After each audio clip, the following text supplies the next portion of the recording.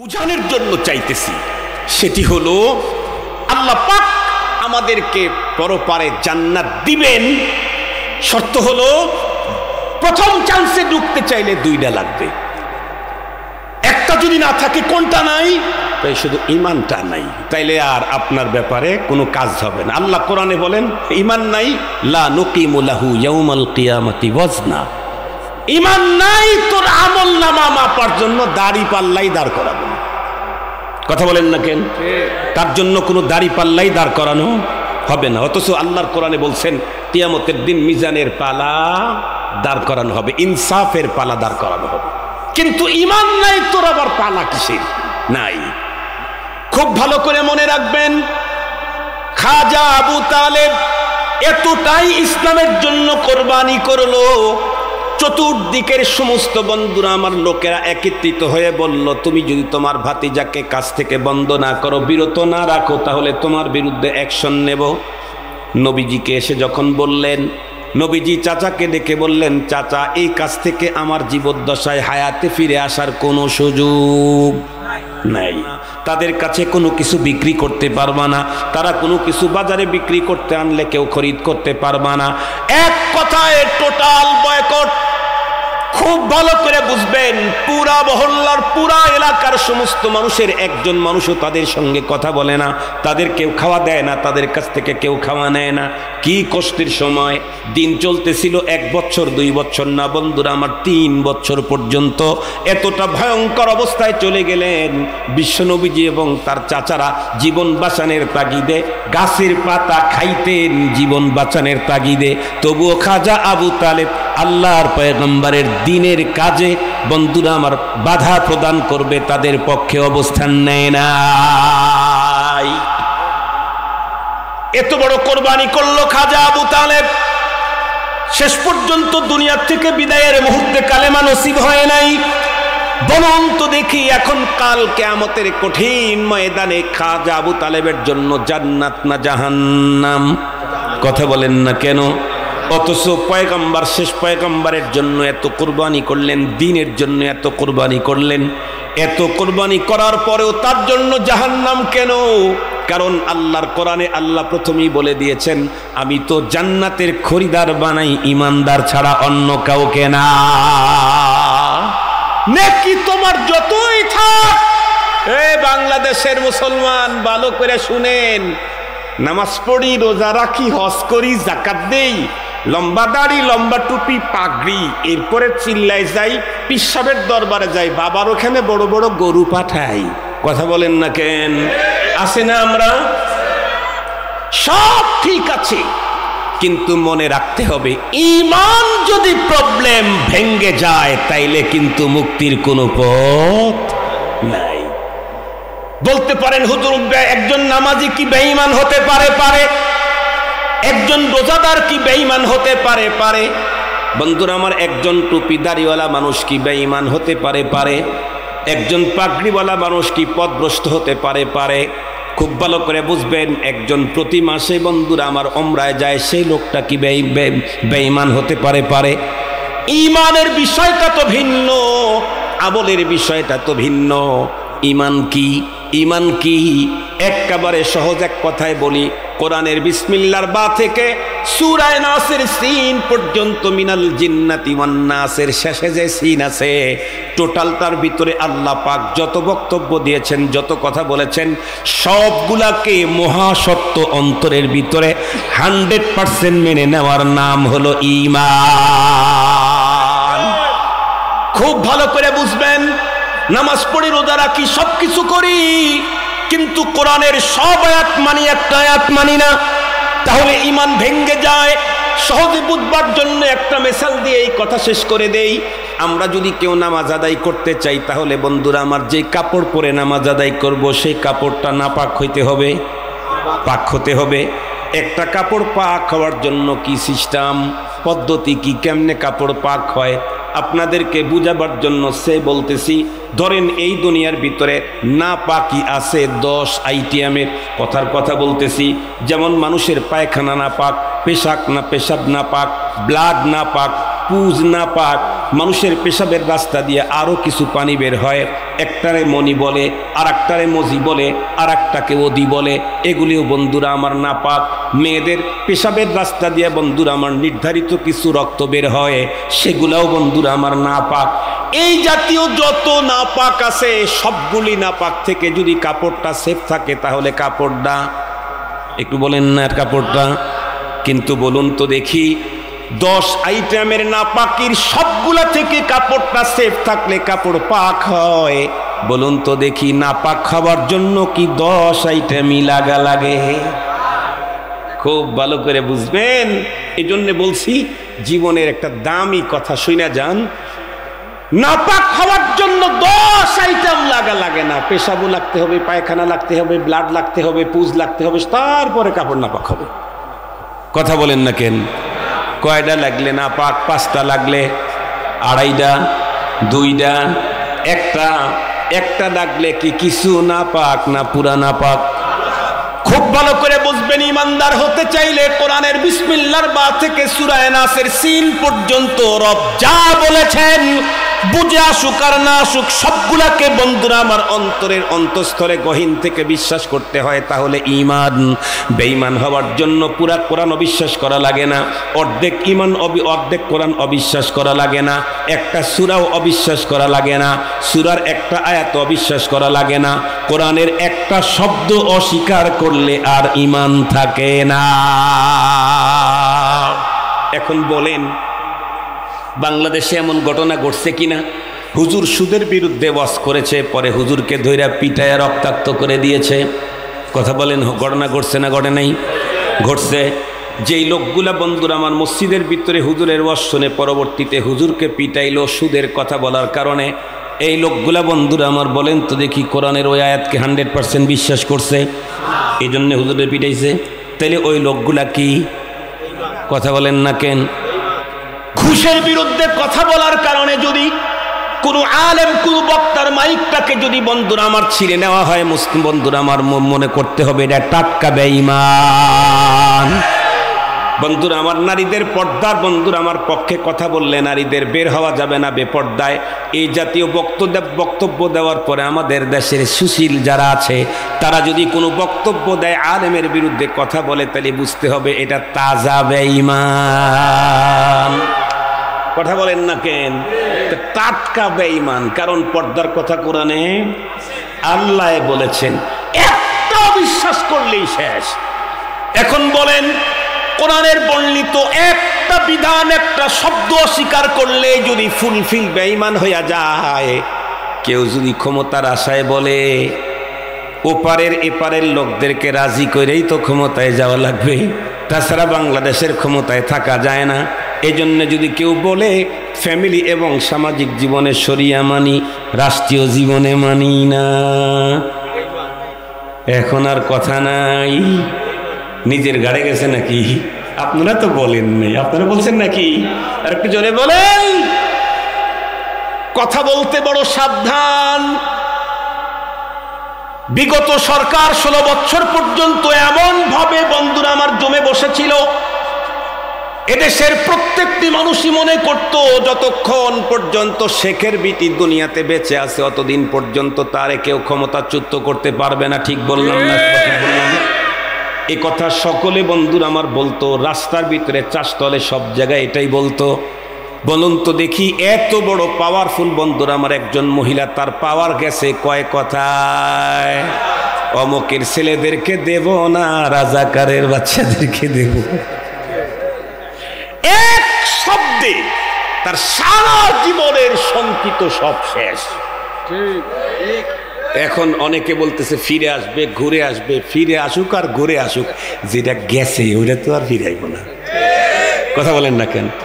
মান গেছে না, ইজ্জত গেছে না, সম্মান গেছে না, চোর আর লুণ্ঠনকারী হিসাবে দেশের মানুষ স্লোগান দিয়েছে না, ফ্যাসিস্ট হিসাবে স্লোগান দিয়েছে না, যেটা দিয়েছে ওইটা ফিরে আইব। ক্ষমতায় আবার আসলে এসে বসতে পারে, বসতে পারে, আল্লাহ চাইলে বসতে পারে। খুব ভালো করে বুঝবেন। কিন্তু তাদের নামে পর্যন্ত যা অফিস আদালত অনলাইন অফলাইন কি বলে, এই কি বলে, এই মানে অভ্যন্তরে, বিদেশে, আন্তর্জাতিক সব জায়গাতে, ইন্টারন্যাশনাল, ইন্টারনাল সব জায়গাতে যে বদনাম, টাকা পয়সা, মানুষ খুন, অমুক তমুক যা সরছে, এটা ফিরেব কেমনে?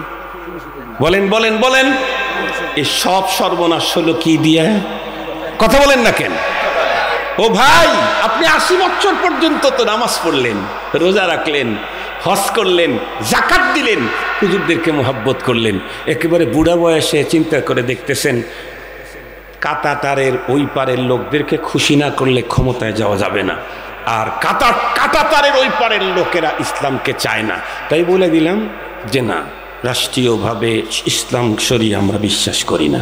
তাইলে আপনার 80 বছরের যা আছে সব, কথা বলেন না কেন, সব শেষ হওয়ার পরে তওবা করে আবার নতুন করে ঈমান না এনে যদি মরেন, আর তাম দুনিয়ার সমস্ত 200 কোটি মুসলমান যদি কিয়ামত পর্যন্ত হায়াত পায় আপনার জন্য কুলখানি করে, আল্লাহর কসম একটা গুনাহ আপনার মাফ করাইতে পারবে না, আপনার আমল নামায় একটা নেকিও ঢুকাইতে পারবে না, একটাও না। কারণ অ্যাকাউন্টে দিতে চাইলে অ্যাকাউন্ট নাম্বার থাকা লাগবে না? কথা বলেন না কেন? আপনার অ্যাকাউন্টে টাকা ঢুকাইতে চাইলে অ্যাকাউন্ট নাম্বার থাকা লাগবে না? আরে ভাই, ফোনের কথা বলি, সবার তো অ্যাকাউন্ট নাই, এটা ভালো বুঝবে না, ফোনের কথাই বলি। ফোনের মধ্যে প্যাচ লাগে এক জায়গায়, খুব বেশি প্যাচ লাগে 2টা জায়গায়, একটা হলো 4 আর একটা হলো 8। ঠিক বললাম না? 8-এর ওখানে প্যাচ লাগে কেন? কারণ ইংরেজির 8 বাংলায়, কথা বলেন না কেন, ইংরেজির 8 বাংলায়, ওইখানে যা অনেক সময় বলে ওটা 4 মনে করে, সবগুলো ইংরেজি মনে করছে, ওইখানে যা মনে করছে এটা 4, ওইটা মেরে দিছে।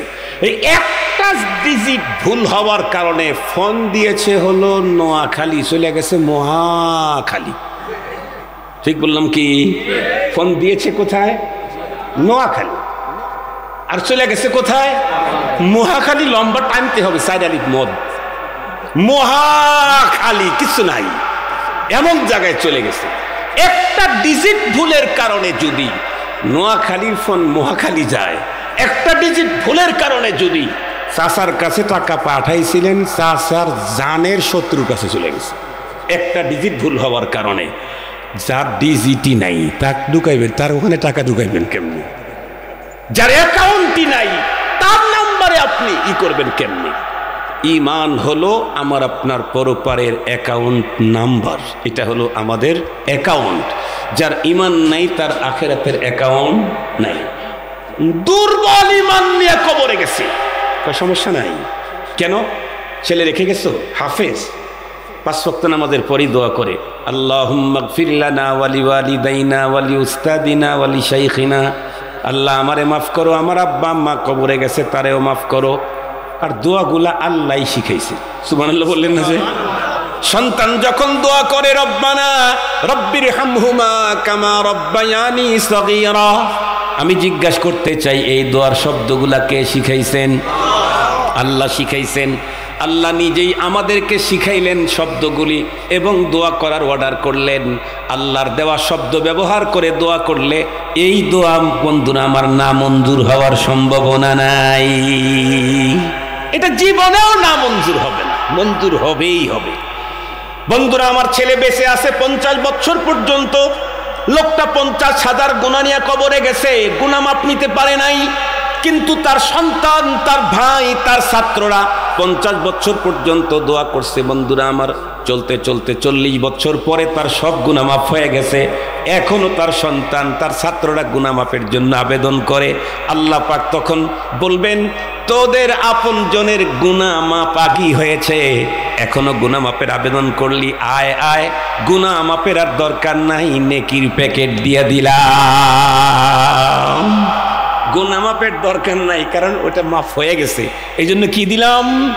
তারা বলে প্রকৃতির কারণে মানুষ পৃথিবীতে জন্ম নেয়, প্রাকৃতিক কারণে মানুষের মরণ হবে, মৃত্যুর জন্মের আগে মরণের পরে কিচ্ছু নাই। আপনারা একটু বলেন না একটা কিছু, নাউজুবিল্লাহ, আউজুবিল্লাহ, আলহামদুলিল্লাহ, যা বলতেছেন একটা বলেন, তাইলে আমি বুঝবো যে আপনারা কোন গ্রুপের লোক। আপনাদের এই উত্তরেই তো আমি বুঝবো যে আপনারা কোন গ্রুপে আছেন। মুহতারাম হাজিরিন, আর আরেকটা প্রকার মানুষ এই পৃথিবীতে আছে, তারা সৃষ্টিকর্তাকে স্বীকার করে, পরপারকে বিশ্বাস করে এবং পরপারের সুখ দুঃখ তারা বিশ্বাস করে। যে নামেই বিশ্বাস করুক, জান্নাত জাহান্নাম, স্বর্গ নরক অথবা আরো কোনো নামে, পরপারের সুখ দুঃখ যারা বিশ্বাস করে, এ জাতীয় প্রতিটি মানুষ পরপারে সুখী হতে চায়, একজন মানুষও দুঃখী হতে চায় না। মানুষ যে পরপারে সুখী হতে চায় তার একটা জ্বলন্ত প্রমাণ, কিন্তু মাত্র কিছুদিন আগেই আমাদের দেশে হিন্দুদের একটা বড় পূজা হয়ে গেল, তাই না? ধর্মীয় উৎসব। কি পূজা এটা? দুর্গা। দুর্গাটাই তো মনে হয় বড়। আচ্ছা, দুর্গা পূজা হয়ে গেল। হিন্দুদের যত ধর্মীয় আকীদা বিশ্বাস, তাদের ধর্মীয় যে কালচার আছে, তার মধ্যে একটা হলো তাদের যতই আপনজন হোক, যতই ব্লাড কানেক্টেড হোক, মরণের পরে তাকে চিতায় নিয়ে পুড়িয়ে দেবে। এবং দেখবেন তাদের সিস্টেমটাই হলো সবচেয়ে কাছের লোকটা প্রথম আগুনটা দেবে, সবচেয়ে কাছের লোক। এমনকি কলিজার টুকরা সন্তানও যদি মারা যায় তাকেও চিতায় নিয়ে পোড়ায়। এবং সম্ভবত এই আগুনটা মনে হয় বাবাকেই দিতে হয়। আমি জানি না, আমি কোনোদিন যাই নাই আমার জীবনে। একদিন না 2 দিন, একদিন পোড়াইতে দেখছি, সেটা হলো বিশ্ব রোডের পাশেই পোড়াইতেছে। তাই আধা মিনিট বা 10 সেকেন্ড দেখেছিলাম, আমি জীবনে কোনোদিন যাই নাই। একেবারে জন্মদাতা বাবা, গর্ভধারিণী মা, এমনকি রফিকায়ে হায়াত, জীবন সঙ্গিনী ওয়াইফ, স্ত্রী, কলিজার টুকরা সন্তান, আমার জানা মতে এর চাইতে কাছের মানুষ তো পৃথিবীতে আর কারো নাই। এই মানুষগুলাকেও আগুনে পুড়িয়ে দেয়। কেন? তাদের ধর্মীয় আকীদা বিশ্বাস এবং তাদের কালচার এটাই। তাদের বিশ্বাস হলো একজন মানুষ পৃথিবীতে জীবন চলার পথে বাঁকে বাঁকে, ফাঁকে ফাঁকে সৃষ্টিকর্তার সাথে অনেক ভুল বেয়াদবি হয়ে থাকে। এতগুলি অপরাধ নিয়ে পরপারে গেলে তাকে নরকে যেতে হবে, নরকে যেতে রাজি নেই। এজন্য তারা অতি আপনজনকে আগুন দিয়ে পুড়িয়ে অপরাধ দুনিয়াতেই অপরাধ থেকে মুক্ত করে স্বর্গে পাঠায় দেয়। এটা হলো তাদের বিশ্বাস। আগুনে পোড়ায় কোথায় পাঠায়? তাদের বিশ্বাস। আমাদের বিশ্বাসের কথা বলতেছি, তারা স্বর্গে পাঠায়। আমি এখান থেকে যেই জিনিসটা নিতে চাচ্ছি সেটি হলো যে একজন হিন্দু, সে তার অতি আপনজন কলিজার টুকরা, জন্মদাতা বাবা, গর্ভধারিণী মা, তাকে আগুনে পোড়ায়া হলেও পরপারে স্বর্গেই পাঠাইতে চায়, নরকে কেউ যেতে চায় না। আগুনে পুড়ে হলেও স্বর্গেই যেতে চায়, নরকে কেউ যেতে চায় না। সেই দিক থেকে আমরা মুসলিম, আমরা জান্নাত জাহান্নাম বিশ্বাস করি। তো আমরা যারা জান্নাত জাহান্নাম বিশ্বাস করি, তারা পরপারে জান্নাতি হতে চাই না জাহান্নামী? জান্নাতি সবাই তো, সবাই। এখন জিজ্ঞাসা করতে চাই, যেই জান্নাতি হতে চাই, এই জান্নাত কি আমার আপনার কারো দাদা বাড়িতে আছে না নানা বাড়িতে আছে? দাদা বাড়িতে কোনো জান্নাত নাই, নানা বাড়িতেও নাই। তাহলে ওই দিক থেকে ওয়ারিশ সূত্রে পাওয়ার কোনো সম্ভাবনা নাই। নিজেরা নিজেরা জান্নাত তৈরি করি নাই, জান্নাত তৈরি করেছেন কে? এটার মালিক কে? আল্লাহ। এই চশমাটার মালিক আমি। এই চশমাটা আমি যদি ইচ্ছে করি ওনাকে নির্ধারিত মূল্যে দিব, ইচ্ছা করলে আমি বিক্রি করব, ইচ্ছা করলে বিক্রি করব না, সেটা টোটাল আমার পার্সোনাল ব্যাপার। বিক্রি করতে গেলে ইচ্ছা করলে যেই টাকা দিয়ে কিনেছি তার চাইতে লাভে বিক্রি করতে পারি যদি কেউ কিনতে চায়, অথবা সেম দামে বিক্রি করতে পারি, অথবা অর্ধেক দামে, অথবা 4 ভাগ 1 দামেও দিতে পারি, 1 ভাগ, অথবা ফ্রি দিতে পারি। টোটাল এটা সবগুলা নিয়ন্ত্রণ করবে কে? যে মালিক, কথা বলেন, যে মালিক। আমার কাছ থেকে এই চশমাটা যদি কেউ নিতে চায় তাহলে আমার সিস্টেমে নিতে হবে, অন্যভাবে নিতে চাইলে জোর করে, চুরি করে অথবা ডাকাতি দিয়ে ছিনতাই করে নিতে হবে। এছাড়া এই আমার চশমা আপনারা কেউ নেওয়ার কোনো সুযোগ নাই। আমি জিজ্ঞেস করতে চাই, জান্নাত যেহেতু আল্লাহ বানাইছেন, আল্লাহ মালিক, এটা যদি আমরা কেউ নিতে চাই তাহলে জোর করে নেওয়ার সিস্টেম আছে নাকি? ছিনতাই করার সিস্টেম আছে নাকি? জান্নাত চুরি করারও কোনো সিস্টেম আছে নাকি? নাই। তাহলে কেমনে নিতে হবে? মালিক, জান্নাতের মালিক রব যেভাবে দিতে চান সেভাবেই আমাকে নিতে হবে। বাইরে কোনো পদ্ধতিতে জান্নাতের মালিকানা পাওয়া যাবে না। তাহলে এখন দেখি, আল্লাহ তাআলা তার জান্নাতকে বিক্রি করবেন, বেচে দিবেন। তাহলে কোরআন খুললে দেখা যায়, হ্যাঁ, আল্লাহ জান্নাত বিক্রি করবেন। আল্লাহর কোরআন আল্লাহ বলেন, ইন্নাল্লাহা আশতারা মিনাল মুমিনিন আনফুসাহুম ওয়া আমওয়ালাহুম বিআন্না লাহুমুল জান্নাহ। এই আয়াতে কারিমাতে আল্লাহ কিনে নিয়েছেন মুমিনের জান আর মাল, বিনিময়ে বিক্রি করে দিয়েছেন জান্নাত। তাহলে জান্নাত আল্লাহ বেচে দিবেন, এ কথা কোরআন শরীফের মধ্যে আছে। উনি বানিয়েছেন, নিজে রাখবেন না, এটা বিক্রি করবেন। বিক্রি করবেন কার কাছে? এটা এই আয়াতেই বলছেন, ইন্নাল্লাহা আশতারা মিনাল মুমিনিন। আল্লাহ খরিদ করতেছেন ইমানদারের কাছ থেকে, আর বিনিময়ে ওনার জান্নাত বিক্রিও করবেন কার কাছে? কথা বলেন না কেন? ইমানদারের কাছে। ইমানদার ছাড়া পৃথিবীর কোনো মানুষ কোনো অবস্থাতেই আল্লাহর জান্নাতের খরিদার হতে পারবে না। প্রথম নাম্বার শর্ত হলো তাকে ইমানদার হতে হবে, তাহলে সে জান্নাতের কাস্টমার হওয়ার যোগ্যতা রাখে। যার কাছে ঈমান নাই সে জান্নাতের কাস্টমার হওয়ার অধিকারী নাই। সরকার মনে করেন এখানে 50,000 মিলিয়ন ডলারের একটা কাজ হাতে নিয়েছে, তো আপনারা ওইটা টেন্ডার দিয়েছে, ওই টেন্ডারে ওখানে যে কেউ গিয়েই কি দরখাস্ত করতে পারবে না? আগের থেকে তার সিস্টেম থাকা লাগবে, সিস্টেম থাকতে হবে, তার পেপারস থাকতে হবে, অনুমোদনপত্র থাকতে হবে। সব ধরনের ঠিকাদার সব কাজে গিয়া টেন্ডারবাজি করার অধিকার। ঠিকাদার কি প্রথম শ্রেণীর, না দ্বিতীয় শ্রেণীর, না তৃতীয় শ্রেণীর? যেই শ্রেণীর ঠিকাদার সে সেই শ্রেণীর কাজে গিয়ে টেন্ডারে অংশ নিতে পারবে। ও যেই শ্রেণীর না, সে হাজার চেষ্টা করলেও হবে না। আল্লাহ পাক তার জান্নাত বিক্রির টেন্ডার দিয়েছেন। শর্ত হলো, খরিদার যদি হতে চাও তাহলে তোমাকে ঈমানদার হতে হবে। কি হতে হবে? ঈমানদার। ঈমানদার কমপক্ষে প্রথম নাম্বার যেই জিনিসটা, তাকে ঈমানদার হতে হবে। তো ঈমানদারের কাছে আল্লাহ জান্নাত বিক্রি করবেন। তো এই কথাটা মাথার মধ্যে রাখেন। আমি এই আয়াতের উপরে আলোচনা করতেছি না, তো আমার আলোচনা হলো ইন্নাল্লাযীনা আমানু ওয়া আমিলুস সালিহাত।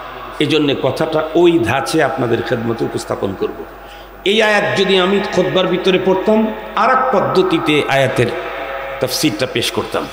ভালো করে শুনেন। এখন আমরা তো প্রত্যেকেই পরপার বিশ্বাসী। যত মানুষ পরপারে যাবে, কতগুলা মানুষ যাবে? বর্তমান পৃথিবীর অর্ধেক মানুষ পরপারে যাবে। কথা বলেন না কেন? সবাই। আদম আলাইহিস সালাম থেকে শুরু করে কিয়ামতের আগ পর্যন্ত একদম শেষে যেই মানুষটা জন্ম নিবে, তাদের প্রত্যেককেই আল্লাহর আদালতে দাঁড়াতে হবেই হবে। কোরআনে হাকিমে আল্লাহ তাআলা স্পষ্ট ঘোষণা দিয়েছেন, কুল্লু নাফসিন যায়িকাতুল মাউত সুম্মা ইলাইনা তুরজাউন। তোমাদের প্রত্যেককেই মৃত্যুর স্বাদ গ্রহণ করতে হবে এবং পরে আমার কাছে তোমাদেরকে রিটার্ন উপস্থিত হতে হবে। তো উপস্থিত হলে কি হবে?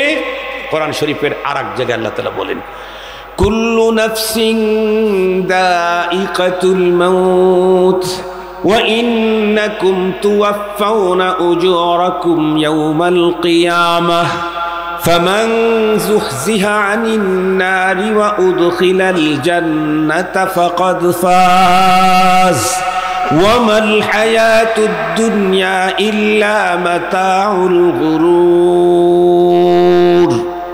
এক আয়াতে আল্লাহ 4টা মেসেজ দিয়েছেন আমাদেরকে। এক নাম্বার, প্রতিটি প্রাণীকে মৃত্যুর স্বাদ গ্রহণ করতে হবে। আল্লাহর এই মেসেজকে অস্বীকার করার মতো মানুষ পৃথিবীর অতীতেও ছিল না, এখনো নাই, কিয়ামত পর্যন্ত একটাও পাওয়া যাবে। যত নাস্তিক বলেন, নাস্তিকের বাপ দাদা 14 গোষ্ঠী বলেন, কুল্লু নাফসিন দাইকাতুল মাউত, প্রতিটি প্রাণীকে মৃত্যুবরণ করতেই হবে। খোদাই এই মেসেজকে মিথ্যা বলার সুযোগ সাহস কারো নেই। যত বড় নাস্তিকই হোক, আল্লাহকে অস্বীকার করে, কিন্তু মৃত্যুকে অস্বীকার করার লোক দুনিয়ায় নেই। ধর্ম অস্বীকার করে, কোরআন অস্বীকার করে, দ্বীন অস্বীকার করে, কিন্তু মৃত্যুকে অস্বীকার করবার কোনো সুযোগ নেই। দ্বিতীয় নম্বর মেসেজ কি? ওয়া ইন্নাকুম তুওয়াফাউনা উজুরাকুম ইয়াওমাল কিয়ামাহ, তোমাদের প্রত্যেককে তুমি যে জীবনে কাজ করেছো, হয় ভালো না হয় মন্দ, দুনিয়ার কাজ কয় প্রকার কথা বলেন না কেন? 2 প্রকার, এর বাইরে কোনো কাজ আছে? হয় কাজটা ভালো হবে, না হয় মন্দ হবে। রব্বুল আলামিন বলেন, তুমি ভালো করে থাকলেও ওই ভালো কাজের ফুল প্রতিদান আখিরাতে দেওয়া হবে। তুমি যদি মন্দ করে থাকো, এটারও ফুল পাওনা তোমাকে আখিরাতে দেওয়া হবে। এখন যদি প্রশ্ন করেন, হুজুর দুনিয়াতে না মানুষ খারাপ কাজ করলে এই যে নাড়া করে দেয়, জুতার মালা দেয়, লাথি দেয়, অমক করে তমক করে, এটা তার পাওনা না? বলে এটাও পাওনা। তো এটা সিম্পল, কথা বলেন না কেন? এটা কি? এটা হলো সিম্পল, ফুল পাওনা আখিরাতে। এটা যে সিম্পল, এটা কে বলছে? আল্লাহ বলছেন। আল্লাহ বলেন, وَلَنُذِيقَنَّهُم مِّنَ الْعَذَابِ الْأَدْنَىٰ دُونَ الْعَذَابِ الْأَكْبَرِ لَعَلَّهُمْ يَرْجِعُونَ। আল্লাহ বলেন, لَنُذِيقَنَّهُم مِّنَ الْعَذَابِ الْأَدْنَىٰ, আমি তাদেরকে دُونَ الْعَذَابِ الْأَكْبَرِ, পরপারের ফাইনাল পাওনা ভয়ঙ্কর শাস্তির আগে দুনিয়াতে একটু সিম্পল দেই। কেন? যাতে করে ও তওবা করে আমার দিকে ফিরে আসে, লাআল্লাহুম ইয়ারজিউন। তাহলে নেক কাজের কারণে আপনি দুনিয়াতে যত সম্মান পাচ্ছেন, এটা আপনার নেক কাজের ফাইনাল পাওনা না, এটাও সিম্পল। ফাইনাল পাওনা তো আপনাকে জান্নাতে দান করা হবে। সুবহানাল্লাহ। নেক কাজের ফাইনাল পাওনা কোথায়? জান্নাতে। আর বদ কাজের ফাইনাল পাওনা আগুনের গর্তের ভিতরে, আযাবুল হারিক, আযাবুন নার, আযাবুন আলিম, আযাবুন আযীম, আযাবুন মুহিন। আল্লাহ তাআলা এক এক সময় এক এক শব্দ দিয়ে সেই পরপারের ভয়ঙ্কর শাস্তিকে আল্লাহ তাআলা মানুষের সামনে, বান্দার সামনে ব্যক্ত করেছেন। আমি যে কথাটা আপনাদের খেদমতে বলতে চাচ্ছি, পৃথিবীর সমস্ত মানুষ পরপারে যাবে, যাওয়ার পরে টোটাল মানুষ 3 অবস্থা, 3 গ্রুপ হবে। একটা গ্রুপ প্রথম চান্সেই জান্নাতে যাবে, আর জীবনে কোনোদিন জান্নাত থেকে বের হতে হবে না। আর একটা গ্রুপ প্রথম চান্সেই জাহান্নামে যাবে, জীবনে কোনোদিন জাহান্নাম থেকে বের হতে পারবে না। আর একটা গ্রুপ প্রথম চান্সে জাহান্নামে যাবে, এরপরে স্বল্পমেয়াদী দীর্ঘমেয়াদী সাজা ভোগের পর আবার জান্নাত তাকে দিয়ে দেওয়া হবে। আমি জিজ্ঞেস করতে চাই, আমরা যারা পরপারে যেতে চাই, জান্নাতি হতে চাই, তারা কোন পদ্ধতিতে জান্নাতি হতে চাই?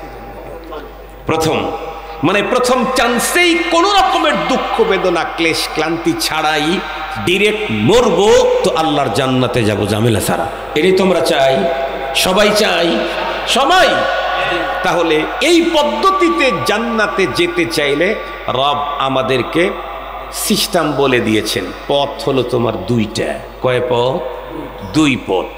এই 2 পথের যে কোনো এক পথ দিয়ে তুমি ডিরেক্ট জান্নাতে যেতে পারবা, তৃতীয় কোনো পথ আবিষ্কার করলে কিন্তু হবে না। দুইটা পথের, একটা একটু লম্বা আর একটা একটু শর্ট। আমাদের দেশের মানুষ সব বিষয়ে শর্টই চয়েস করে, কথা বলেন না কেন? সব কিছুতে এখন শর্ট। মুহতারাম হাজিরিন, ছেলেরা মেয়েরা এখন জামা কাপড়েও শর্টটাই পছন্দ করে। যুবকরা শর্ট গেঞ্জি পরে, এরপরে যে পরনের প্যান্ট আছে এটা টাইট পরে। স্বাভাবিক অবস্থায় হাঁটা চলা করলে কোনো ঝামেলা হয় না, বিশেষ কোনো কারণে যদি রুকু করা লাগে, মানে উপর হওয়া লাগে, তাইলে কিন্তু কথা বলেন প্যান্ট আর গেঞ্জির মাঝখানে সদরঘাট। এরপরেও ছেলেরা ওইটাই চয়েস করে। মেয়েরা আবার আর একটা চয়েস করে, সেটা হলো ইদানিং কালে মনে হয় ওইটা একটু বেশি নাকি কমেই গেছে। মেয়েরা পরনের ভিতরে প্লাজো নাকি একটা আছে, এটা পরে। আর প্লাজো পরার সুন্নত হলো নিসফ সাক। তার মানে আল্লাহ তাআলা সিস্টেম করে দিয়েছিলেন পুরুষ তার পরনের নিচের কাপড়টা পরবে গিরার উপরে। আমরা পুরুষেরা প্যান্ট পরতেছি গিরার উপরে না, বরং পায়ের গোসার নিচ দিয়ে জুতার অর্ধেক পর্যন্ত। কথা বলেন, এইটাই তো আমাদের দেশের অধিকাংশ লোকের প্যান্ট। এখন মেয়েরা চিন্তা করলো এত বড় গুরুত্বপূর্ণ একটা সুন্নত ছেলেরা ছেড়ে দিয়েছে, তাহলে ওইটা আমরা নেই। এই জন্য ওরা এখন প্লাজো পরে নিসফ সাক। দেখবেন কোনো প্লাজো ওদের পা ঢাকা থাকে না, গিরার উপরে 2-3 ইঞ্চি উপরে থাকে। বলুন তো দেখি, নারীরা এই কাজ করে সুন্নতের উপরে আমল করছে না ফরজ তরক করছে? আর একটু জোরে বলেন। নারীদেরও কি নিসফ সাক সুন্নত? নারীদেরও কি নিসফ সাক সুন্নত? নারীরা তো ঘরে থাকলেও তার পায়ের কবজি থেকে গোড়ালি থেকে শুরু করে ওখান থেকে ওইটুক 2 হাতের এতটুকুন সবার সামনে এবং মুখ এগুলি দেখাতে পারবে। বিশেষ প্রয়োজনে আরো কিছু অংশ খুলতে পারবে, বিশেষ কিছু মানুষের সামনে কিছু অঙ্গ দেখাইতে পারবে। কিন্তু বাইরে যদি যেতে চায় তাহলে টোটাল অফ। কথা বলেন, বাইরে যেতে চাইলে টোটাল একেবারে মাথার তালু থেকে পায়ের তালু পর্যন্ত শরীরের কোনো অংশ বাহির করে ভিন্ন পুরুষকে দেখাবার মতো কোনো পারমিশন নেই। খুব ভালো করে বুঝবেন। এখন তো ফতুয়া দিলে ওই যে শর্টটা পছন্দ করে মানুষ। যেই হুজুররা বেশি বলে তাদেরটা মানে না, যেই হুজুররা একটু শর্টকটে জান্নাতের প্রেসক্রিপশন দেয় সেই হুজুররা অল্প দিনের ভিতরে এদেশের যুবকদের আইডল আর সেলিব্রিটি হয়ে যায়। যাদের কাছে মুখের পর্দা করা দরকার নাই, মুখ পর্দার ভিতরে পড়ে না, যারা এই ফতুয়া দেয় তারা এদেশের মানুষের কাছে খুব প্রিয়। যারা রাসূলুল্লাহ সাল্লাল্লাহু আলাইহি ওয়াসাল্লামকে সাংবাদিক বানায় তারা হলো এদেশের বর্তমান সময়ের ফেমাস ইসলামিক স্কলার। মুহতারাম হাজিরিন, এই জাতীয় ভ্রান্ত হাজার রকমের বক্তব্য একবার দুইবার না, যখনই কথা বলে তখনই ভ্রান্ত কথা বলে। এরপরেও এদেশের মূর্খ মুসলমান তাদেরকে ইসলামিক স্কলার মনে করে এবং তাদেরকে এত বড় হাতিয়া দিয়ে উপস্থিত করে, তাদেরকে আসমান ছোঁয়া করে উপস্থাপন করে মানুষের সামনে। মুহতারাম হাজিরিন, খুব ভালো করে কথাগুলি বলবেন, বুঝবেন। সময় যত গড়াবে অরিজিনাল দিন ইসলাম খুঁজে পাওয়া, এর উপরে চলা ততই কঠিন হয়ে যাবে। আপনাদেরকে সহজে বুঝবার জন্য একটা মিসাল দিই, তাহলে খুব ভালো বুঝবেন। আমের সিজন যখন শুরু হয় তখন যত্রতত্র ভালো আম পাওয়া যায়। আপনি ল্যাংড়া চান আর খোড়া চান, কানা চান আর অন্ধ চান, সব আম আপনি পাবেন। কিন্তু আমের সিজন যখন চলে যাবে তখন বলেন তো দেখি যত্রতত্র আম পাওয়া যায় কি? যেখানেও পাওয়া যায় একদম 100% পিওর পাওয়া যায় কি? একটু বাঁকা হয়ে গেছে, আর এক জায়গায় পচে গেছে, আর এক জায়গায় কালার চেঞ্জ হয়ে গেছে। কেন? কারণ সিজন নাই। মুহতারাম হাজিরিন, বিশ্বনবীজি পৃথিবীতে এসেছিলেন 1400 বছর আগে। তখন যতগুলি মুসলমান ছিল প্রত্যেকটাই ছিল জান্নাতি। কথা বলেন না কেন? আমি বলছি না, আল্লাহ বলেছেন। আল্লাহ নিজে বলেন, আস-সাবিকুনাল আউয়ালুনা মিনাল মুহাজিরিনা ওয়াল আনসার ওয়াল্লাযীনা ইত্তাবাউহুম বিইহসান রাদিয়াল্লাহু আনহুম ওয়া রাদু আন ওয়া আ'আদ্দা লাহুম জান্নাতিন তাজরি তাহতাহাল আনহার। আল্লাহু আকবার বলেন। কোনটা তরজমা বুঝেন নাই, আনসার আর মুহাজির তো বুঝছেন, আর জান্নাত তো বুঝছেন, এই কয়টা বুঝলেই হবে। আল্লাহ বলেন আমার রাসূলের সাহাবী সাবিকিনে আউয়ালিন, সে আনসার হোক আর মুহাজির হোক, সাহাবীরা এই দুই গ্রুপের বাইরে ছিলেন না। তার মানে সব সাহাবী। আল্লাহ বলেন আমি তাদের উপরে রাজি আর খুশি, এবং তাদের প্রত্যেকের জন্য জান্নাত রেডি করে রেখে দিয়েছে। তাদের মৃত্যুবরণ করতে দেরি হবে, জান্নাতে রিসিভ করতে দেরি হবে না। ওনারা প্রত্যেকে ছিলেন 100% পিওর মুমিন। শুধু মুমিন না, কিয়ামত পর্যন্ত যত মুমিন পৃথিবীতে আসবে তাদের জন্য মডেল। কথা বলেন না কেন? তাদের জন্য মডেল। আমি বলছি না, না মোল্লায় বলে নাই, আল্লাহ বলছে। আল্লাহ কি বলেন? فَإِنْ آمَنُوا بِمِثْلِ مَا آمَنْتُمْ بِهِ فَقَدِ اهْتَدَوْا। তোমার ঈমান যদি সাহাবীদের ঈমানের মতো হয় তাহলে তুমি পথ পেয়ে গেছো। তোমার ঈমান যদি সাহাবীদের ঈমানের মতো না হয় তাহলে কি? আল্লাহর কোরআনে আল্লাহ এক জায়গায় বলেন وَإِذَا قِيلَ لَهُمْ آمِنُوا كَمَا آمَنَ النَّاسُ قالوا أنؤمن كما آمن السفهاء ألا إنهم هم السفهاء। আল্লাহ তাআলা মুনাফিকদেরকে বললেন, এই তোমরা তোমাদের মতো করে ঈমান আনলে তো হবে না, ঈমান আনো আবু বকর, ওমর, ওসমান, আলী, আবু হুরায়রার মতো। সুবহানাল্লাহ বললেন না যে? তার মানে সাহাবীদের মতো ঈমান আনো।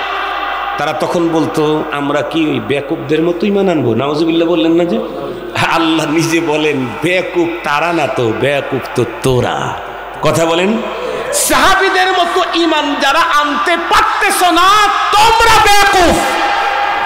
এ কথা কে বলেছেন? আরো জোরে বলেন, কে বলেছেন? মুহতারাম হাজিরিন, তাহলে বলতেছিলাম ওই যুগে যাকে পাইতেন তাকে ধরতেন, সেখানেই পিওর দিন, পিওর ইসলাম পাইতেন। কিন্তু 1400 বছর পরে যখন আসছেন তখন যাকে তাকে পাইলে ধরলেই পিওর ঈমান পাওয়া। কথা বলেন না কেন? ওই যে সিজন চলে গেছে, এখন যত্রতত্র আম পাওয়া যায় না, খুঁজে খুঁজে জায়গা মতো যায় আম পাওয়া যায়, তাও আবার খুঁজে খুঁজে দেখে শুনে নিজে ভালোটা নিতে হয়। ঠিক তদ্রুপ কিয়ামত যত সামনের দিকে আগাবে দিন, ততই দ্বীনে হক প্রকৃত দিন এটা পাওয়া মানুষের জন্য তত কঠিন হবে। বড় গবেষণা করে, ফিকির করে, থিসিস করে, দেখে শুনে নিতে হবে। আল্লাহ পাকের রাসূল তো বলে দিয়েছেন ফাখুদু আম্মান তাখুদু ফানদুরু আম্মান তাখুদুনা দীনাকুম। তুমি কার কাছ থেকে দিন নিবা এটা তোমাকে ভাবতে হবে, দেখতে হবে, বুঝতে হবে। সেদিকে যেতে চাই না, আমি আমার মূল কথাটাই বলতে চাই। তো পরপারে যদি কোনো মানুষ, আমরা প্রত্যেকেই পরপারে ডিরেক্ট আল্লাহর জান্নাতে যেতে চাচ্ছি, মনে আছে তো? ডিরেক্ট যদি কেউ আল্লাহর জান্নাতে যেতে চায় তাহলে ফর্মুলা দিয়েছেন কয়টা? একটা লম্বা আর একটা শর্ট। আমি কোনটা বলবো? শর্টটাই বলবো। সময়ও শর্ট আমার, আর শর্টটাকেই সবাই চয়েস করে, এই জন্য শর্টটাই বলি। লম্বা কোনটা? সূরাতুল আসর। والعصر إن الإنسان لفي خسر إلا الذين آمنوا وعملوا الصالحات وتواصوا بالحق وتواصوا بالصبر। কর্মসূচি দিয়েছেন কয়টা? 4টা। এটা হলো লম্বা রাস্তা। শর্ট রাস্তায় যদি কেউ প্রথম চান্সেই জান্নাতে যেতে চায়, আল্লাহ বলেন ইন্নাল্লাযীনা আমানু ওয়া আমিলুস সালিহাত কানাত লাহুম জান্নাতুল ফিরদাউসি নুজুলা। আল্লাহু আকবার। তোমরা কি সত্যি প্রথম চান্সেই জান্নাতে যেতে চাও? তাহলে লম্বাটা করতে পারো নাই, কমপক্ষে শর্টটা করো। কি? ঈমান আনো আর নেকামল করো। কাজ কয়টা এখানে? 2টা। লং করছে কয়টা? 4টা। এখানে অর্ধেক কমায়া মাত্র 2টা। একটা হলো ঈমান আর একটা হলো নেক আমল। আগেই বলেছি ঈমান ছাড়া জান্নাতের খরিদার হওয়ার কোনো সুযোগ নেই। মুহতারাম হাজিরিন, প্রথম চান্সেই জান্নাতি হতে চাই, ঈমানের সাথে সাথে নেক আমল লাগবে। তাহলে কি হবে? আল্লাহ বলেন আমি তোমাদেরকে মেহমানদারি করব মরণের পরে প্রথম চান্সেই জান্নাতুল ফেরদাউসে। এখন যদি বলেন হুজুর আল্লাহ জান্নাতুল ফেরদাউসে মরণের পরে মেহমানদারি করবে কয়দিন? কয় একদিন, 2 দিন, না 1 ওয়াক্ত 2 ওয়াক্ত? আমরা যদি জিজ্ঞাসা করি কয়দিন, তাহলে আল্লাহ বলতেছেন খালিদিন। কয়দিন না খালিদিন। কয়দিন বাংলা, খালিদিন আরবি। কয়দিন মানে তো কয়দিন, খালিদিন মানে চিরজীবন। কথা বলেন, খালিদিন মানে, আবার বলেন আবাদা, আরো অজাহাত করে দিলেন চিরস্থায়ী। জীবনে কোনোদিন এ জীবন শেষ হবে না। মুসলমান ভাইরা আমার খুব ভালো করে বুঝবেন, তিলাওয়াতকৃত আয়াতে কারিমাতে রব্বুল আলামিন পৃথিবীর যেই মানুষগুলি আল্লাহ পাকের জান্নাতে প্রথম চান্সেই ঢুকতে চায় তাদের জন্য সিস্টেম বলে দিলেন। তুমি নারী হও, পুরুষ হও, এদেশের হও, বিদেশের হও, সাদা হও আর কালো হও, গ্রামের হও আর শহরের হও, যেই হও না কেন, আমার জান্নাতের তুমি যদি মেহমান হতে চাও, মালিকানা পেতে চাও, তাহলে তোমাকে 2টা পুঁজি দুনিয়া থেকে অর্জন করতে হবে এবং এই 2 পুঁজি নিয়ে কবর জগৎ পর্যন্ত যেতে হবে। নাম্বার 1 ঈমান, দ্বিতীয় নাম্বার হলো বন্ধুরা আমার নেক আমল। এখন যদি কেউ বলে হুজুর আমার যদি 2টা না থাকে, একটা যদি থাকে, তাহলে আমার কন্ডিশন কি হবে? এমন প্রশ্ন করলে আমাকে জিজ্ঞাসা করতে হবে ভাই আপনার কাছে কোনটা আছে কোনটা নাই। যদি কেউ বলে হুজুর আমার কাছে শুধু ঈমান নাই, তবে নেক আমলের কোনো অভাব নাই, ভালো কাজের কোনো অভাব নাই, আমি সারা জীবনটাই শুধুমাত্র কেবলমাত্র কল্যাণের কাজে ব্যয় করে দিলাম, ঈমানদার না, জান্নাতের খরিদারও না। হুজুর প্রচুর পরিমাণে নেকির কাজ করলাম, এগুলি দিয়ে কি জান্নাত পাওয়া যায় না? না না। বিষয়টাকে সুন্দর করে বুঝাইতে চাইলে মাত্র 2 জন মানুষের কথা আপনাদের খেদমতে বলবো। একজন মানুষ কিছুদিন পূর্বে দুনিয়ার থেকে বিদায় নিয়েছে, 15-20 বছর আগে হবে। মহিলাটার নাম হলো মাদার তেরেসা। এই নামের মহিলা আপনারা চিনেন না? চিনেন না? বাংলাদেশেও ওই মহিলার নামে অনেক বন্ধুরা আমার কিছু বাংলাদেশেও আছে কোনায় কোনায়। এই মহিলাটার লাইফ হিস্টোরির ভিতরে লিখেছে মহিলাটা সারা জীবন মানব সেবা করেছে। সৃষ্টির শ্রেষ্ঠ মানুষের সেবায় সে এতটাই নিবেদিত প্রাণ ছিল, সে জীবনে কোনো দিন বিয়েটা পর্যন্ত করে নাই। তার থিওরি ছিল আমি যদি কাউকে স্বামী হিসাবে গ্রহণ করে নেই, সেই স্বামীটাকে তো কিছু সময় আমাকে দিতে হবে, এতটুকুন টাইম সৃষ্টির শ্রেষ্ঠ মানব সেবা ব্যাহত হোক এটা আমি চাই না। এজন্য সে জীবনের 7টা পর্যন্ত নিল না, টোটাল লাইফটাই কাটায় দিল বন্ধুরা আমার সৃষ্টির শ্রেষ্ঠ মানব সেবায়। মানব সেবা সে এতটাই উন্নত করেছিল, দুনিয়া তাকে অনেকবার গোল্ড মেডেল দিয়েছে মানব সেবায়। এই মহিলাটা দুনিয়ার থেকে বিদায় নিয়ে চলে গেল। বলুন তো বন্ধুরা আমার মহিলাটা কি জান্নাতি হবে নাকি জাহান্নামী? কেন? কারণ আল্লাহ ঘোষণাই দিয়েছেন ইন্নাল্লাহা আশতারা মিনাল মুমিনিন, ইমানদার ছাড়া আমি কারো কাছে জান্নাত বিক্রি করি না। এ কথা আল্লাহ পাকের ঘোষণা। সঙ্গত কারণেই যত বড় নেক আমলই করুক না কেন, মাদ্রাসা, মসজিদ, বৃদ্ধাশ্রম, মডেল মসজিদ, মডেল মাদ্রাসা, ইতিমখানা, শিশু সদন, আরও দুনিয়ার সব কাজ যদি করে ফেলে এরপরেও জান্নাতে যাবে না। শুধু কি তাই, খায়রুল কুরুন সোনালী যুগের একজন মানুষের ইতিহাস আমাদের প্রত্যেকের জানা, বিশ্বনবীজির চাচা খাজা আবু তালেব। বন্ধুরা আমার উনি সোনালী যুগের মানুষ। কেমন মানুষ? বিশ্বনবী আখির নবী মুহাম্মদুর রাসূলুল্লাহ সাল্লাল্লাহু আলাইহি ওয়াসাল্লামের আপন চাচা।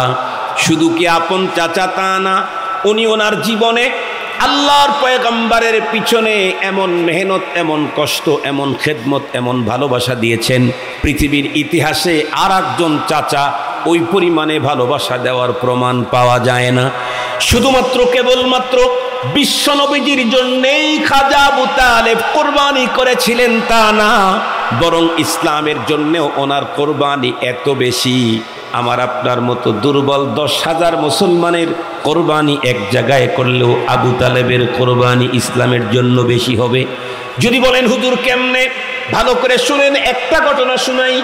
বিশ্বনবীজি মক্কাতুল মুকাররমাতে যখন মানুষদেরকে দ্বীনের দাওয়াত দেওয়া শুরু করলেন, চতুর্দিক থেকে বন্ধুরা আমার সব ধর্মের লোকেরা ঐক্যবদ্ধ হয়ে গেল। এক পর্যায়ে তারা ঐক্য জোট করে ফেলল কি, যে কোনো মূল্যে মুহাম্মাদের এই কার্যক্রম বন্ধ করায় দিতে হবে, কারণ আমাদের সবার বাপদাদার ধর্মের বিরুদ্ধে তার অ্যাকশন। এই জন্য আমরা সম্মিলিত অ্যাকশন না নিলে এটা বন্ধ হবে না। এক পর্যায়ে মক্কার সমস্ত গোত্রের লিডারেরা এক সময় হযরতে খাজা আবু তালেবের কাছে এসে বললেন, ওগো আমাদের নেতা, আপনার ভাতিজা আমাদের সবার ধর্মের বিরুদ্ধে কথা বলে নতুন ধর্ম আমদানি করেছে, মানুষদেরকে দাওয়াত দিতে থাকে, আপনি এটাকে বন্ধ করেন, নাইলে কিন্তু সম্মিলিত আপনার বিরুদ্ধে আমরা অ্যাকশনে যাব। বিশ্বনবীজির চাচা পয়গম্বরকে ডেকে বললেন, ভাতিজা, সমস্ত গোত্রের লোকেরা ঐক্যমত হয়ে আমার কাছে এসেছিল, এখন তারা বলতেছে তোমার মিশন বন্ধ করতে। বাবা, আমি তোমাকে সব ধরনের সহযোগিতা ভালোবাসা দেব, তুমি একটু তোমার এই মিশন কাজটা বন্ধ করে দাও। কিন্তু পয়গম্বর উত্তর করলেন, চাচা আপনি কি বললেন, আমি এই কাজ কেমনে বন্ধ করব, কারণ আমি কি দুনিয়াতে প্রেরিত হয়েছি এই কাজের জন্য। আল্লাহ বলেন, হুয়াল্লাযী আরসালা রাসূলাহু বিল হুদা ওয়া দীনিল হক লিইয়ুযহিরাহু আলাদ-দীনি কুল্লিহি ওয়ালাউ কারিহাল মুশরিকুন। রব তো তার রাসূলকে পাঠানি এই জিম্মাদারি আর কাজ দিয়ে, দ্বীনে হক দিয়ে, যাতে করে আল্লাহ পাক রব্বুল আলামিনের নবীগণ সকল ধর্মের উপরে দ্বীনে হককে বিজয়ী করে। সুবহানাল্লাহ বলবেন না? শুধু কি তাই না, আল্লাহ পাক আরো তার রাসূলকে ডেকে বললেন, কুল হাদিহি সাবিলি আদউ ইলাল্লাহি আলা বাসীরাতিন আনা ওয়া মানিত্তাবা'আনি। ওগো আমার হাবিব, আপনি স্পষ্ট বলে দিন, হাদিহি সাবিলি, এটাই আমার কাজ, আমি মানুষকে আল্লাহর দিকে ডাকবই ডাকবো। শুধু আমার কাজ না, আমাকে যারা অনুসরণ করবে তাদের কাজ হলো মানুষদেরকে আল্লাহর দিকে আহ্বান করা। সুবহানাল্লাহ বলেন। শুধু এতটুকু না, আল্লাহর কোরআনে আল্লাহ স্পষ্ট ঘোষণাই দিয়া দিলেন, এ পৃথিবীতে যত মানুষের যত রঙের যত উন্নত কথাই হোক না কেন, আমি রব তোমাদেরকে বলে দিলাম পৃথিবীর সবচেয়ে বড় দামি কথা কার। আল্লাহ বলেন, ওয়ামান আহসানু কাওলাম মিম্মান দাআ ইলাল্লাহ ওয়া আমিলা সালিহান ওয়া ক্বালা ইন্নানি মিনাল মুসলিমিন।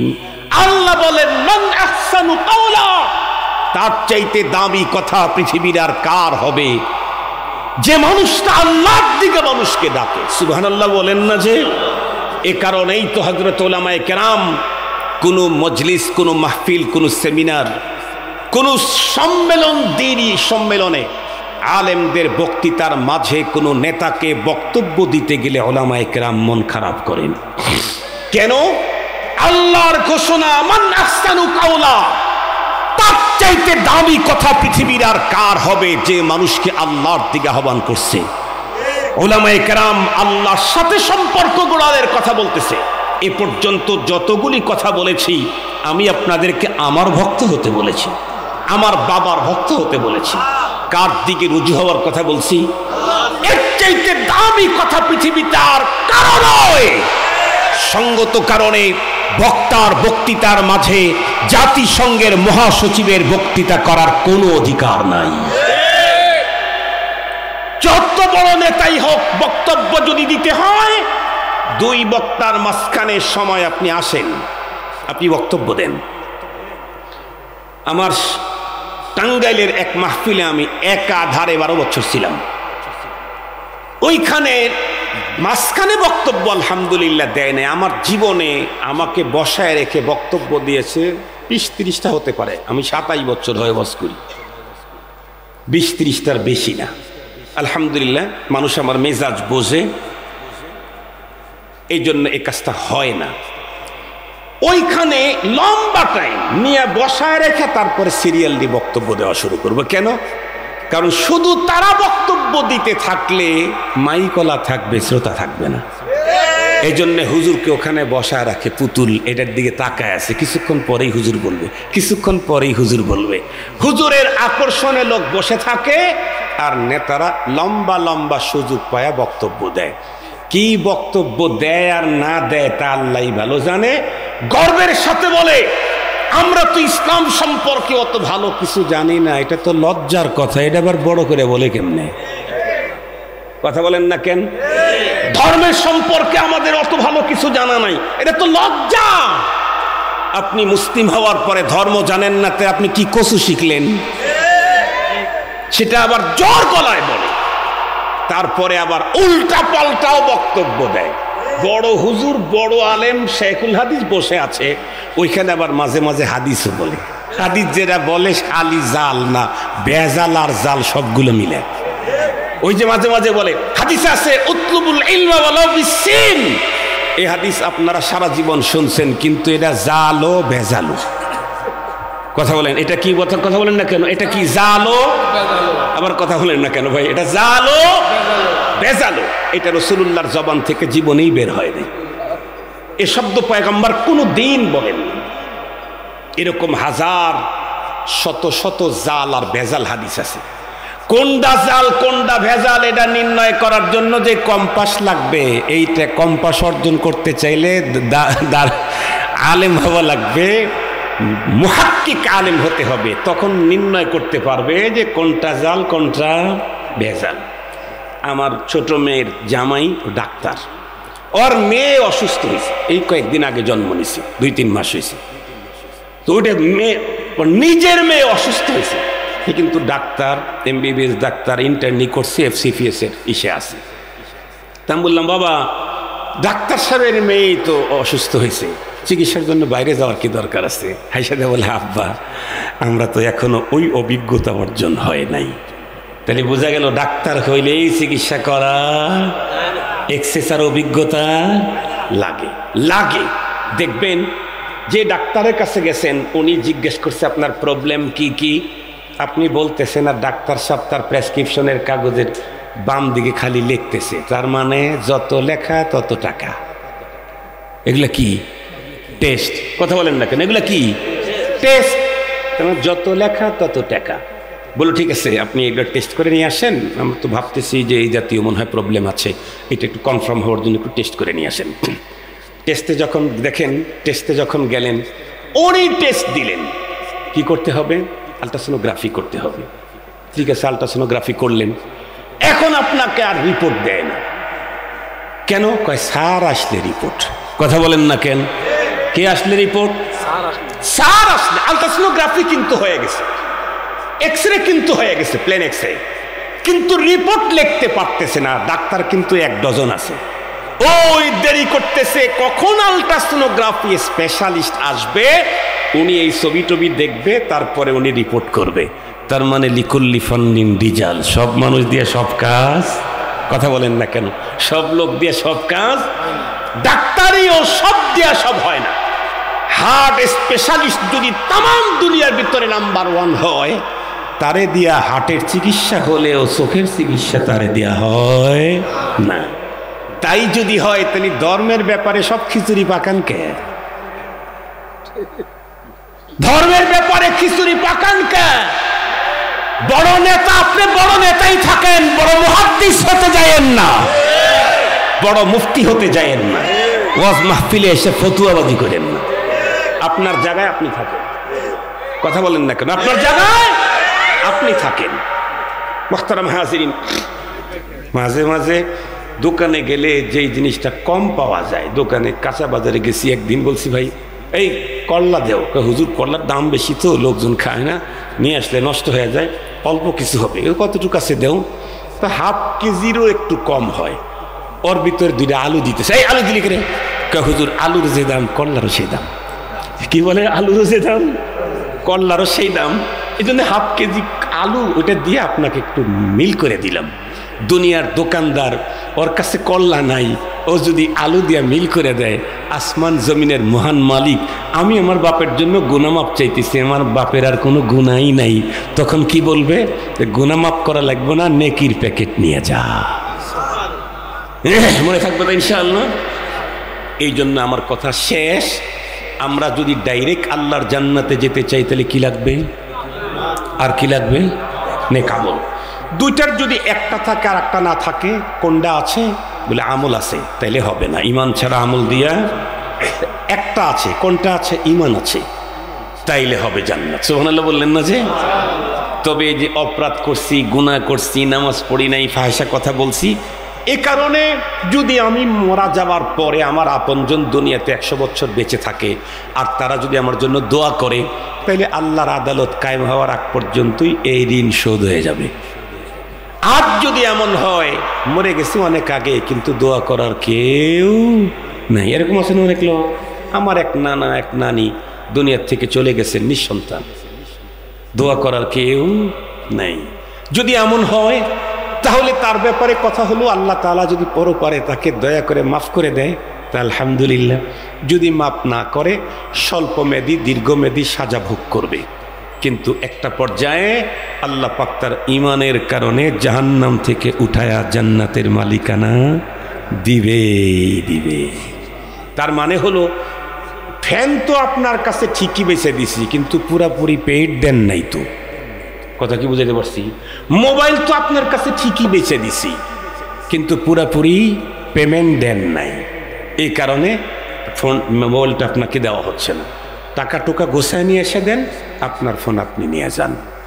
আল্লাহ তাআলা পরপারে যে গুনাহ নিয়ে গেছি, নেকি কম করছি, পরপারে কি আর নেকি করার কোনো সুযোগ আছে? কোনো সুযোগ নাই। তাহলে এখন কি কয়, নেকি যেহেতু করার সুযোগ নাই তাহলে একটু সাজা খাট, একটু পানিশমেন্ট নে, এই পানিশমেন্ট দিয়ে তারপরে চলে যাস। আমাদের মাদ্রাসাগুলোয় সিস্টেম আছে, কেউ যদি খোলার তারিখে হাজির না হয় তাহলে 200 টাকা, 200 টাকা যদি দিতে না পারে 5টা ব্যাট খেতে হবে। কোনটা নিবে? সরকারের আইনেও আছে কি 2 বছরের কারাদণ্ড, 50 লাখ টাকা জরিমানা, অনাদায়ে আরো 1.5 বছর কারাদণ্ড। কথা বলেন না কেন? তাহলে দুনিয়ার সব জায়গাতেই তো এই সিস্টেম আছে, আল্লাহর কাছে ওই সিস্টেম আছে। আল্লাহ তাআলা আমাদের সকলকে ঈমান আর নেক আমল নিয়ে দুনিয়া থেকে যাওয়ার তৌফিক দান করুক। তবে ঈমান আর নেক আমল ভেজাল ভেজাল ভেজাল ভেজাল ঝামেলা, ফিতনা ফিতনা ফিতনা ফিতনা ভরে গেছে। হক্কানি আলেমদের কাছাকাছি থাকেন, হক্কানি আলেমদের দিক নির্দেশনা নিয়েন। ওই খালি ভাইরাল আর ফেমাস দেখেন না, তাইলে কিন্তু আল্লাহর রসুলকে আপনার সামনে সাংবাদিক বানায় ছেড়ে দিব। ওই ভাইরাল বুইরাল দেখেন না, হক্কানি আলেম দেখেন, বড় আলেম দেখেন, মুহাক্কিক আলেম দেখেন। মনে থাকবে তো ইনশাআল্লাহ? আল্লাহ তাআলা আমাদের সকলকে আলোচিত কথার উপরে আমল করার তৌফিক দান করুন। দোয়া করে দিন। রব্বানা যালামনা আনফুসানা ওয়া ইল্লাম তাগফির লানা ওয়া তারহামনা লানাকুনান্না মিনাল খাসিরিন। রব্বানা লা তুযিগ কুলুবানা বা'দা ইদ হাদাইতানা ওয়া হাব লানা মিন লাদুনকা রাহমা ইন্নাকা আনতাল ওয়াহ্হাব। মওলাই করিম আমাদের মাহফিলকে কবুল করে নাও, আল্লাহ মাদ্রাসাকে কবুল করে নাও। আল্লাহ আমাদের প্রত্যেকের তামাম জীবনের সমুদায় গুনাহগুলি মাফ করে দাও। আল্লাহ আমাদের আপনজন যারা দুনিয়া ছেড়ে চলে গেছে তাদেরকে চিরস্থায়ী ক্ষমা করে তাদের কবরগুলো জান্নাত বানায় দাও। আল্লাহ আমাদের ছেলে মেয়ে ভাই বেরাদার বন্ধু বান্ধব দেশে বিদেশে যে যেখানে আছে সবাইকে সুস্থতার সাথে নেক হায়াত বাড়ায় দাও। আল্লাহ ভবিষ্যৎ প্রজন্ম যারা আসতেছে আসবে তাদেরকে কুফর শিরিক বেদাতের ছোঁয়া থেকে বাঁচাও। আল্লাহ এই মাদ্রাসা সহ সকল মাদারিসে দিনিয়াগুলো হেফাজত ফরমাও। যাবতীয় হাজত তোমার গায়েবের থেকে পূরণ করে দাও। আল্লাহ গাজায় যুদ্ধবিরতির কথা শুনছি, আল্লাহ তুমি যুদ্ধবিরতির ব্যবস্থা করে দাও। তামাম পৃথিবীর মজলুমদেরকে তুমি সাহায্য করো। তামাম পৃথিবীর ক্ষুধার্ত মুসলমানদেরকে তুমি খাদ্যের ব্যবস্থা করে দাও। আল্লাহ তোমার জমিনে তোমার প্রতি ঈমান রাখে এমন কোন মুসলিম নারীদের ইজ্জত যেন কখনো লুণ্ঠিত না হয় তুমি ব্যবস্থা করো। আল্লাহ মুসলমান মা বোনদের জান মাল ইজ্জত আবরু তুমি হেফাজত করো। সকল মুসলমানদের আকীদা ঈমান ইখলাস আল্লাহ তুমি হেফাজত করো। আল্লাহ আমাদের আকীদা ঈমানকে তুমি রক্ষা করো। আল্লাহ আমরা যেন কখনো বেঈমান না হয়ে যাই। আল্লাহ তুমি আমাদেরকে সিরাতে মুস্তাকিমের উপরে চালাও। আল্লাহ তামাম উলামায়ে কেরাম সমস্ত আহলে হক ওলামায়ে কেরামদেরকে এক হওয়ার তৌফিক দান করে দাও। আল্লাহ মেহেরবানি করে আমাদের প্রত্যেকের মনের বৈধ আকাঙ্ক্ষাগুলা কবুল করে নাও। প্রত্যেকের মনের ব্যথাগুলা তুমি দূর করে দাও। সকলের পেরেশানি তুমি দূর করে দাও। আল্লাহ আমাদেরকে গুনাহমুক্ত জীবন দাও। আল্লাহ আমাদেরকে পেরেশানি মুক্ত জীবন দাও। আল্লাহ আমাদেরকে ইজ্জতের জীবন দাও। আল্লাহ আমাদেরকে আসানির জীবন দাও। আল্লাহ আমাদেরকে কোনো এক রাত্রের স্বপ্ন যোগে তোমার হাবিবের চেহারাটা আমাদেরকে দেখায় দাও। আল্লাহ আমাদেরকে দাওয়াত দিয়ে তোমার বাইতুল্লাহর মেহমান হিসাবে কবুল করে নেও। যারা গিয়েছে তাদেরকে বারবার যাওয়ার তৌফিক দান করো। যারা তোমার হাবিবকে দুই একবার দেখেছে তাদেরকে বারবার দেখার তৌফিক দান করে দাও। আল্লাহ সকল মুসলমানদেরকে এক এবং নেক বানায়া দাও। ওয়াসাল্লাল্লাহু তাআলা আলা খাইরি খালকিহি মুহাম্মদ ওয়া আলা আলিহি ওয়া সাহবিহি আজমাইন বিরহমাতিকা ইয়া আরহামার